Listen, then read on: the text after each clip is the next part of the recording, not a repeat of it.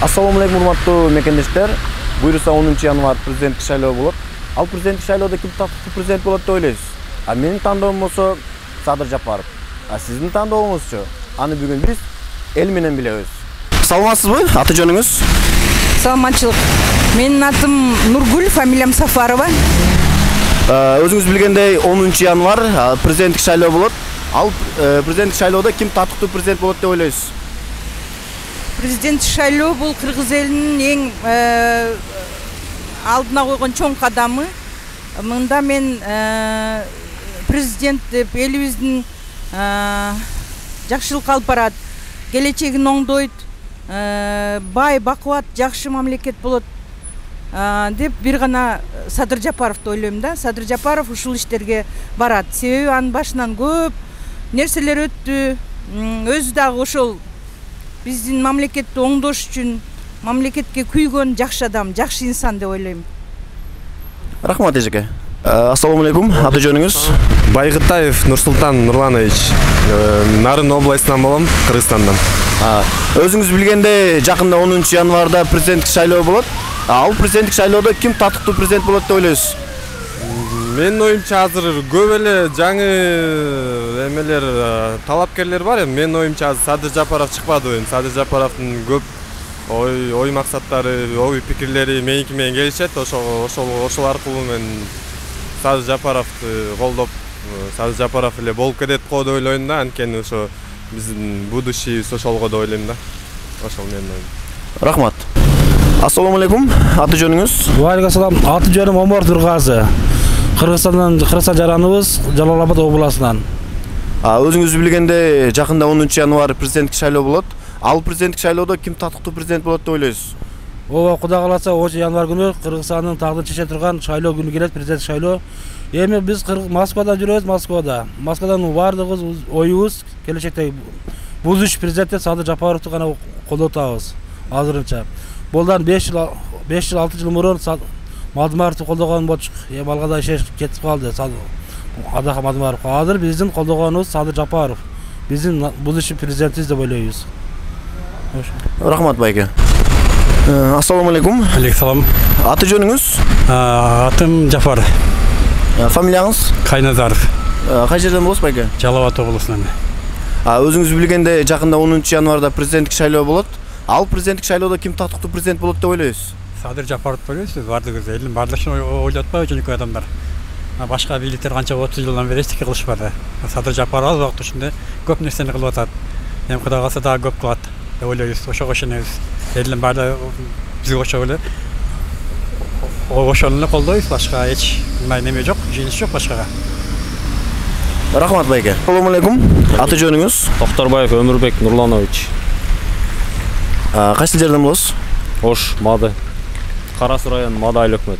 Өзүңүз билгендей, жакында 10 январь президенттик шайлоо болот. Ал президенттик шайлоодо ким тактыктуу президент болот деп ойлойсуз? Садыр Жапаров деп ойлоп атабыз эми. Ошо шайлоо Садыр Жапаровду шайлайбыз деп атабыз. Ушу тактыктуу президент болуп, элге күйүмдүү, элге жакшы иштеп бере турган эми ушул. Бир гана ушу Садыр Жапаров болуп атат эми. Ошол. Рахмат байке. Неңиз? Атым Рая, фамилиям Такырбашева. Кай жерден болосуз? Бишкектен. Өзүңүз билгендей, жакында 10 январь күнү президенттик шайлоо болот. Ал президенттик шайлоодо ким тактыктуу президент болот деп ойлойсуз? Эң тактыктуу эле Садыр Жапаров. Андан бөлөктү мен мындай немете албайм дагы да. Элестете албайм дагы. Только Садыр Жапаров. Рахмат эжеке. Ассаламу алейкум эжеке. Аты жөнүңүз? Атым Чынар, фамилиям Айбашева. Мен Москвада ушу иштеп жүрөм 2 жылдан бери. Өткөн шайлоодо да келип мекенчилди шайлагам. Себеби мекенчилге ишенибиз зор. Аны мен карачы деле эмесмин. Чубагачынын эмесин көрүп, ошо кишинин мага эмеси таасири көбүрөөк болду. Анан Садырдын эмелерин угуп алып, кошо ыйладым. Садырды колдойбуз. Бүт жалпы калайык эл Садыр деп турат азыр. Ошол баарыңарга кайрылам, эл журт силер баарыңар ойлонгула, Садырды шайлагыла. Бөлөк эме ошо. Рахмат эжеке. Калайм. Ассаламу алейкум. Аты жөнүңүз? Валейкум ассалам. Атым Нурбек. Мен Жалал-Абад областынын Алабука районунан болом. Азыр Москвада убактылуу иштеп жүрөм. Өзүңүз билгендей жакында 10 январь президенттик шайлоо болот. Ал президенттик шайлоодо ким татыктуу президент болот деп ойлойсуз?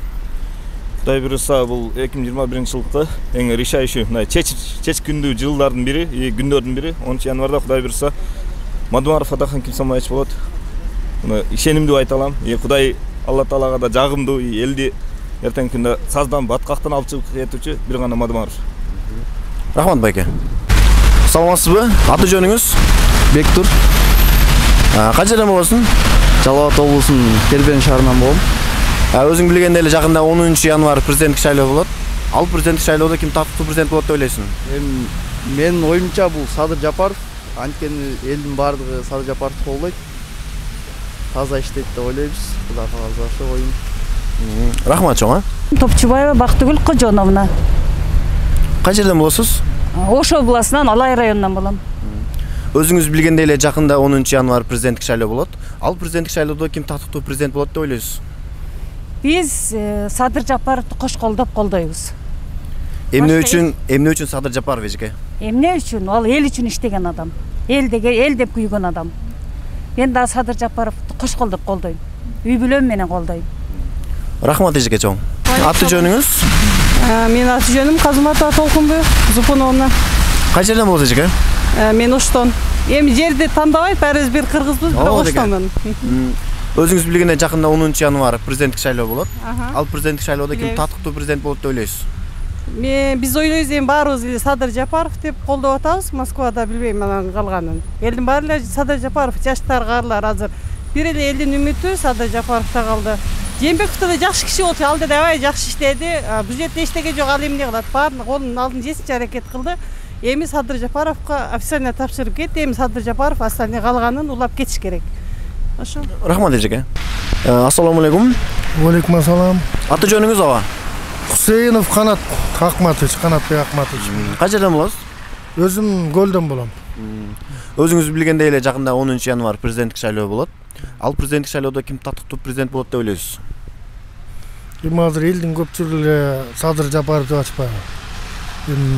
Мен ойлойм ошол эле Садыр Жапаровду алып кетет го, башкалардын баарын деле көрүп, ушул мен деле 60 жашка келип калдым. Мен көрүп билип эле жүргөн кишилер көбүчө. Элдердин баары тажаптырам булар. Эми жаңы өзгөрүш керек го кишилер. Если иштебесе, анан эл өзү көрөт да. Мен ойлойм ушу иштейт го деп, иштейт го деп Садыр Жапаров. Ушул. Рахмат чоң сизге да. Ассаламу алейкум. Аты жөнүңүз? Менин аты жөнүм Токтакунов Нургазы. Кай жерден болосуз? Скөл областы Аксу району болом. Өзүңүз билгендей эле жакында 10 январь президенттик шайлоо болот. Ал президенттик шайлоодо ким татыктуу президент болот деп ойлойсуз?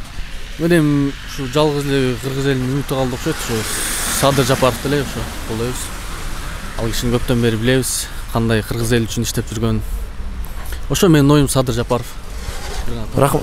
Рахмат чоң. Ассаламу алейкум байке. Аты жөнүңүз? Аты жөнүм Санжар Кенжебек уулу. Кайсы жерден болосуз байке? Ысыккөлдөн болом. Өзүңүз билгендей эле жакында 10 январь президенттик шайлоо болот. Ал президенттик шайлоодо ким татыктуу президент болот деп ойлойсуз? Татыктуу президент Садыр Жапаров. Ошо. Эмне үчүн Садыр Жапаров деп ойлойсуз? Эмне үчүн? Садыр Жапаров таза иштейт. Рахмат. Рахмат байке. Ассаламу алейкум. Алейкум салам. Аты жөнүңүз? Орозбек. Асланбек Орозбек. Кай жерден болосуз? Ош областы Аран район. Буюрса 10 январь президенттик шайлоо болот. Ал президенттик шайлоодо ким татыктуу президент болот деп ойлойсуз? Буюрса эми биздин келечегибиз Садыр Жапаров деп ойлойм мен өзүм оюм. Рахмат. Ассаламу алейкум. Аты жөнүңүз? Аты жөнүм Тургунбай, саламат. Мен сизге берер суроом 10 январда президенттик шайлоо болот. Ал шайлоодо ким татыктуу президент болот деп ойлойсуз? Менин оюм боюнча татыктуу президент Садыр Жапаров деп ойлойм. Эгерде биздин колдообуз менен, элдин колдоосу менен кыргыз элдин ушу ойлонуп туруп шайлап берсе, ушу Садыр Жапаровду Аллахым колдосун, ушу болот деп ойлойм. Татыктуу деп ойлойм. 100%. Рахмат эжеке. Ассаламу алейкум. Алейкум салам. Аты жөнүңүз? Кадыркулу Улан. Кай жерден болосуз байке? Кыргызстандан болом, Кыргызстан Тоғыз Тору районунан болом. Өзүңүз билгендей эле жакында 10 январь президенттик шайлоо болот. Ал президенттик шайлоодо ким татыктуу президент болот деп ойлойсуз? Мен эл кимди тандаса ошол киши татыктуу болот деп ойлойм. Өзүңүздүн ой пикириңиз бар да ушул адам президент болсо Кыргызстанды өнүктүрөт, өстүрөт деген. Эми азыр Кыргызстанда элдин баары тең Садыр Жапаровду колдоп атат. Садыр Жапаровго ушундай чоң үмүт артып атышат да. Ошон үчүн Садыр Жапаров Кыргызстанды оңдойт деген менин чоң үмүтүм бар да. Садыр Жапаровдон татыктуу киши жокпу деп ойлойм. Анткени кыргыз эли өтө терең акылдуу эл да. Кыргыз эли өзү тандайт. Кимди тандаса ошол адам азыр эми 3 президент качкандан кийин татыктуу болуш керек да. Кыргызстанды оңдош керек. Кыргызстандын ичиндеги системаны оңдош керек. Кыргызстандын ичиндеги система өзү көп жумуштарды аткарганга тоскоол болот да. Ошолордун баарын тең жөнөкөйлөштүрүп атат да азыр. Мына сырттан келе турган инвестициялардын баарына жол ачты. Эшиги ачык деди. Мына бул эң чоң жумуш да. Рахмат сизге чоң. Саламатсызбы эжеке? Аты жөнүңүз? Саламатчылык, Назгүл Келгенбаева. Кай жерден болосуз эжеке? Ысык көлдөн, Караколдон болобуз. Өзүңүз билгендей эле буюрса 10 январь президенттик шайлоо болот. Ал президенттик шайлоодо ким татыктуу президент болот деп ойлойсуз? Эми президенттик шайлоодо Садыр Жапаровду колдойлук деп турабыз. Буюрса Садыр Жапаровду президент кылып шайлап алсак, сазга батып калган Кыргызстанды, мамлекетибизди өнүккөн мамлекетке айлантат деп толук ишенебиз. Бардыгыбыз жардам беришибиз керек да ошого. Рахмат эжеке.